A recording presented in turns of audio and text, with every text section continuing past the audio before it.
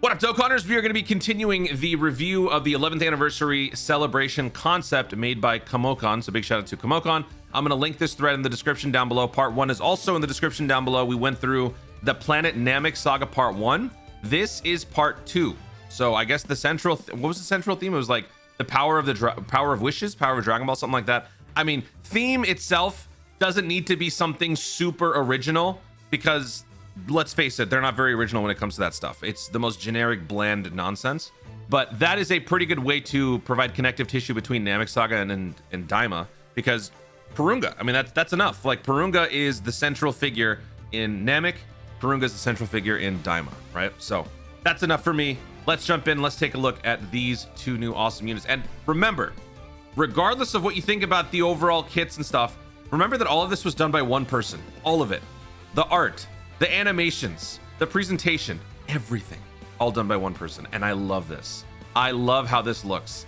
Ultra Vegeta 1 looks so beautiful. I mean, they both look great, but I'm more excited for this guy. Oh, I can't wait. All right, so here we go. Part 2 of the 11th anniversary Dokkan campaign is on. Journey through the Demon Realm as the brand new character information is... I just like dropped a bunch of papers on my desk. Thank you for that, Ryan. Appreciate it. Demolish events with Goku's destructive power and raise attack gradually throughout the battle after using World Breaker Kamehameha. Actually, let me just switch over here. What? Thank you, stupid Twitter. Okay.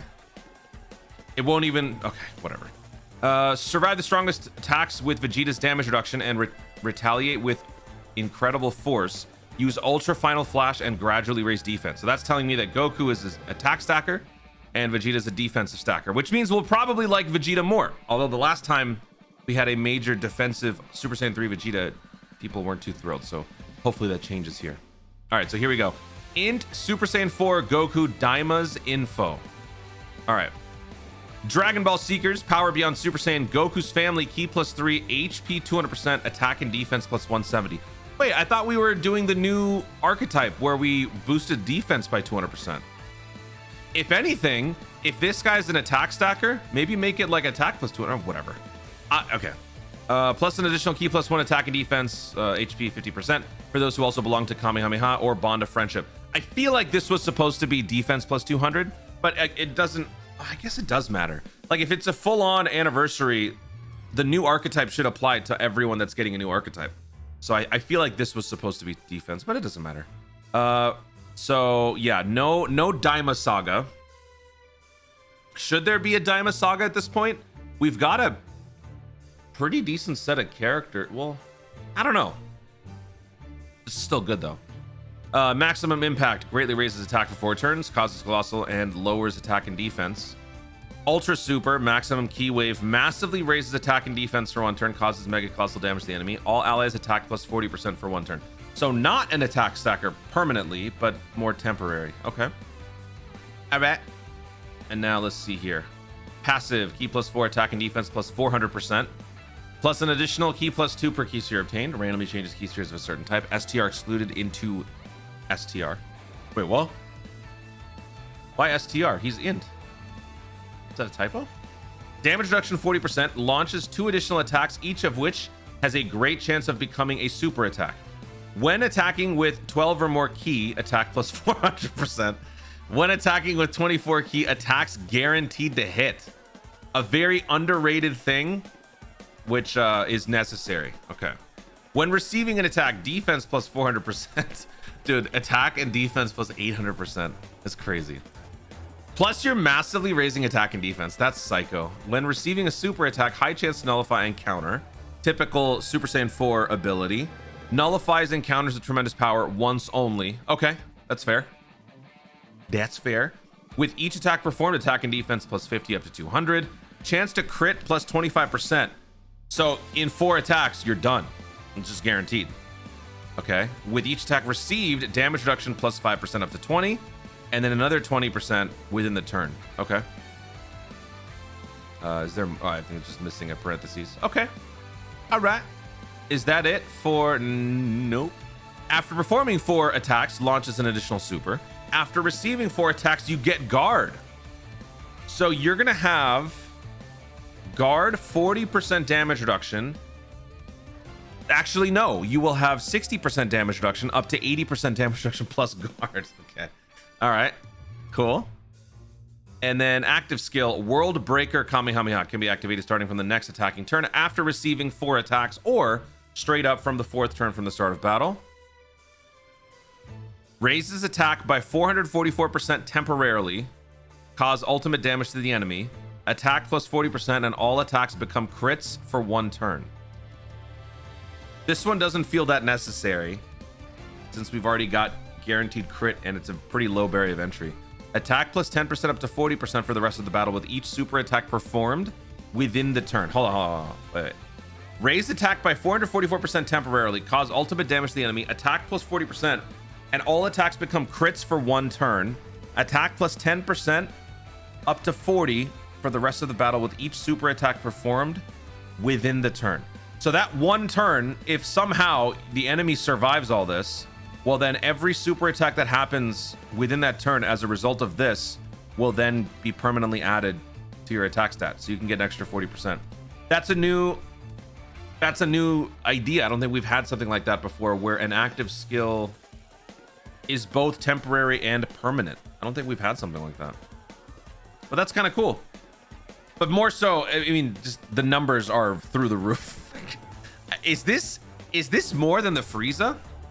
Frieza was still 1600, which is insane. I mean, it drops down to 800 eventually.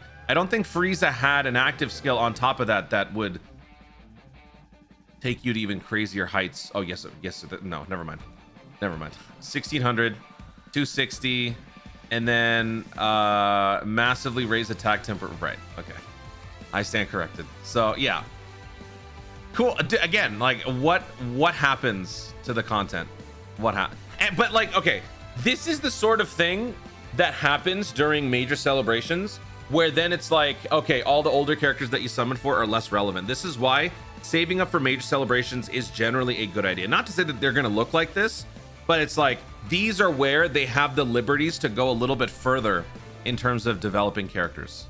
All right, so that is your Super Saiyan 4 Goku Daima unit. So let me know in the comments what you guys think about that. Pretty broken, unfairly so. Could the game even handle these numbers? All right, so now we're looking at Tech Ultra Vegeta 1, Super Saiyan 3 Vegeta. And so this guy is the Carnival unit. Accelerated Battle, Mastered Evolution, E plus 3, 220%. Ultra Rush, greatly raises attack for 3 turns. Causes colossal damage to the enemy and lowers attack and defense. What? I thought it's supposed to be raising defense. That was the thing. The Princess Counterattack, Ultra Super. Greatly raises attack permanently, massively raises defense for 1 turn, causes Mega Colossal, all allies defense plus 30% for 1 turn. So wait, he not only stacks attack permanently, but he also raises defense better than the Goku.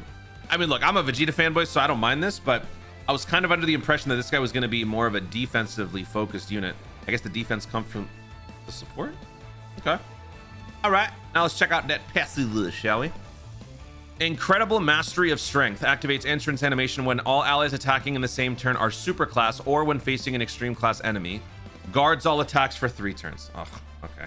You had to work in something I hate, huh? Permaguard, and it's not even Permaguard. It's guard for 3 turns. Ew. Key plus 3 attack and defense plus 300%. Plus an additional key plus 3 per rainbow key sphere obtained. Damage reduction 33%. Launches an additional super attack. I'm a little concerned by what I'm seeing so far. In this new age of 1000+%, a guard and 33% damage reduction doesn't seem very good. When attacking with 18 or more key, attack plus 300%. Launches an additional super attack when HP is 60% or more. When receiving an attack, defense plus 300%. Damage reduction plus 33% when HP is 60% or more. The more HP remaining, attack plus up to 300%. What? Attack plus what? Okay, I think we're missing something here. I'm gonna go ahead and assume attack plus 50%, maybe? Attack plus 50% up to 300% with each attack when attacking, and then defense plus 50% up to 300 with each attack received. With each super attack performed, attack plus 20%. What? You're just permanently stacking attack plus 20% after each super? Okay. How much super attack comboing do we have here? This one. Okay. Okay. All right. So he doesn't really seem like a defensive guy. He seems more like an attack guy. But still, I'm very concerned with this. So there's got to be more coming up here. There's got to be more. Active skill. You know what, though? Also, when he is Super Saiyan 3 Vegeta, his moment is pretty short-lived. So maybe that's why. Okay, so Ultra Final Flash can be activated starting from the next attacking turn. Raise attack by 333% temporarily and cause ultimate damage to the enemy. Defense plus 30%. All attacks become crits for 1 turn. Defense plus 10% up to 30% for the rest of the battle with each attack received within the turn. Okay, so you get a little bit more defense here, but still, I'm not seeing that extra defense permanently. I'm scared. Active skill. Wait, what? He's got 2 active skills. Well, that's a new one. How would you work that in?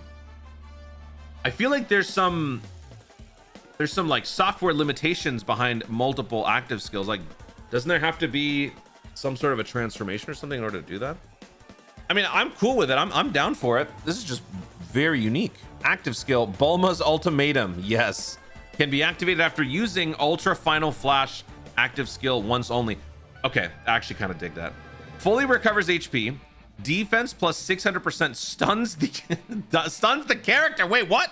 Stuns the character and delays enemies' attacks for 1 turn. Whoa, dude, what? What? I mean, dude, that's pretty funny. I am not on board with this, bro. We are already benching Vegeta. Now we got to stun the poor guy. Oh, man. But you know what? Think about it this way. The trade-off is you get a full heal off of an extra active and you Ghost Usher. The trade-off is that you can't move. So your next turn, you've got 2 out of 3 attack units. You got 2/3 of your attack force on the following turn to actually do stuff. I think it's fair. I think that's fair. I'm trying to rationalize within the context of this. That's insane, but I dig it. But overall, I'm a little bummed at the lack of defense here, considering he was, I think, supposed to be more defense. But still, it's a concept, and I'm having fun with this. Let me know what you guys think about the Super Saiyan 3 Vegeta unit in the comments down below.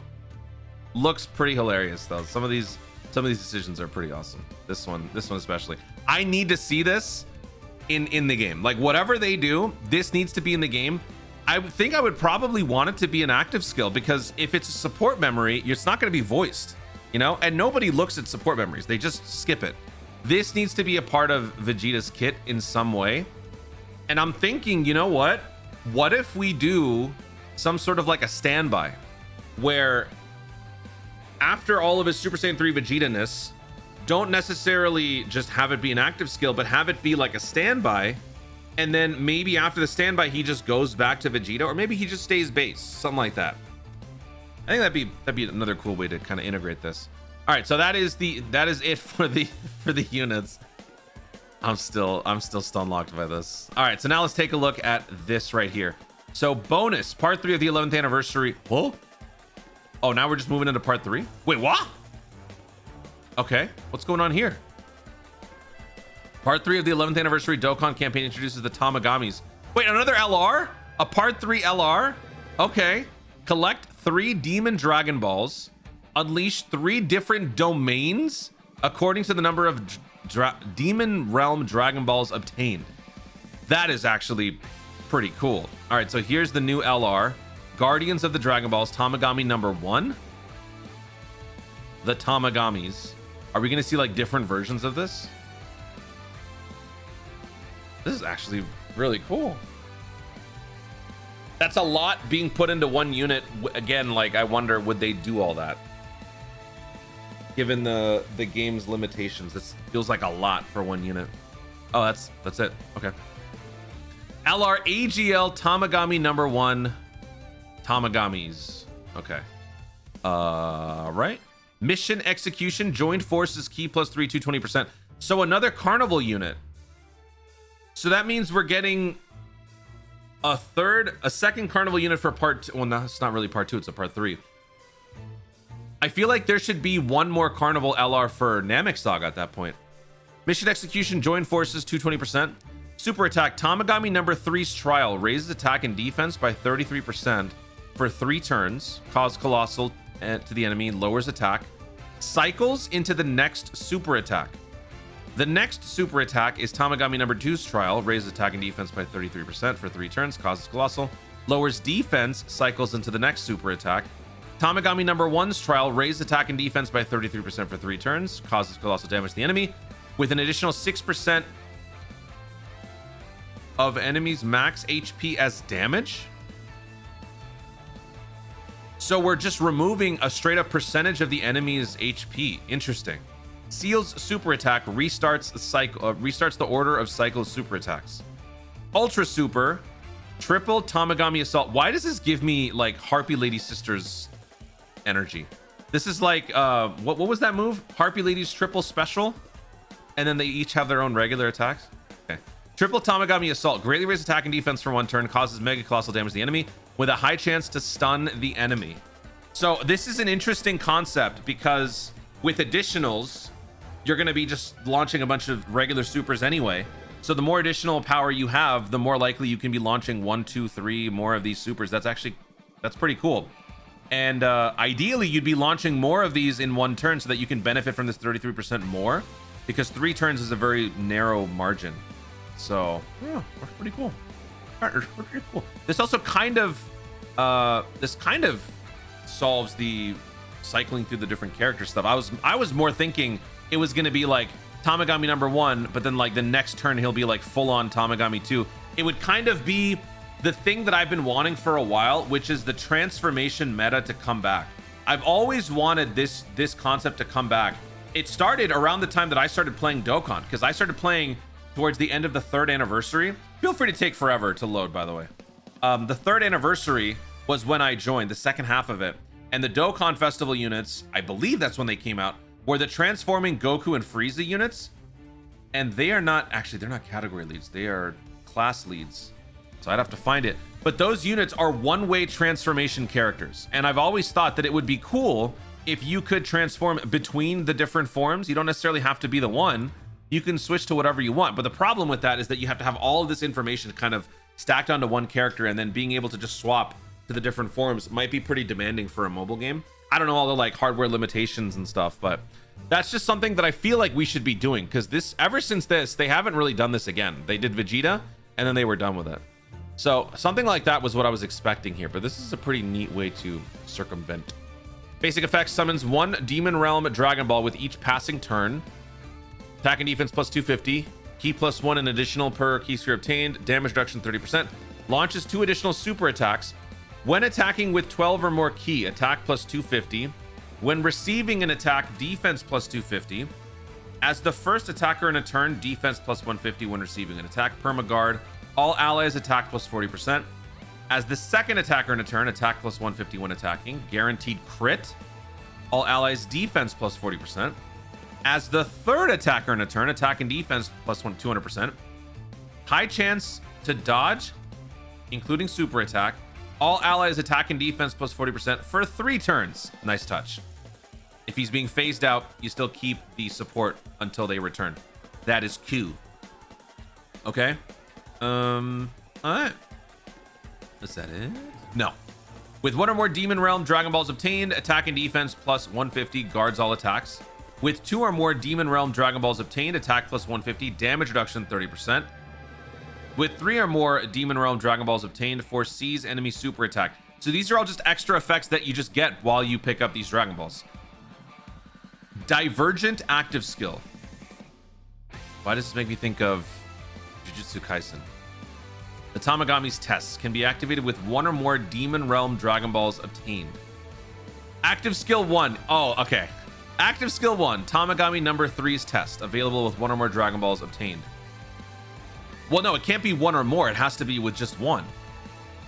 Because if it's more, then it would be something else. Unless you're activating multiple active skills. There's a lot of interesting and like creative new ideas. I just don't know how this could all be executed in Dokkan. All right, so here's the first one. The third demon world, all allies and enemies attack plus 15%, defense plus 30%. Oh, everyone just gets stronger? Okay. All enemies and allies attack plus 15%, defense plus 30%. All allies damage reduction plus 15%. I'm curious, does it matter? Should a domain help everyone? Because if it does, you might as well not have the domain, right? Because not only is this giving you more defense, but it's making the enemy that's about to hit you more stronger, which means, is the defense boost even necessary? I'm not sure. Just curious. A little food for thought. Okay, so everyone just benefits from it. I feel like this should be like a demonic power thing, or some sort of connective tissue that applies to like all the Daima units. Active skill Tomagami 2 test available with 2 Demon Realm Dragon Balls obtained. Second Demon World, all enemies and allies attack plus 30%, defense plus 15%. All allies launch an additional whoa! Whoa! All allies launch an additional super attack. Why the hell would you want this? You want this for sure. Okay. Okay, active skill Tomagami number 1's test with 3 Dragon Balls obtained. All enemies and allies attack and defense plus 30%. Increase damage received by 20% by all enemies and allies. All allies can nullify super attack seal nullification. Wait, what? All allies can nullify super attack seal nullification. So we are disabling. So that means the enemy is prone to being sealed again. That's what that means. Okay. Making it possible to seal enemy super attacks. Everyone gets stronger. Everyone gets more squishy.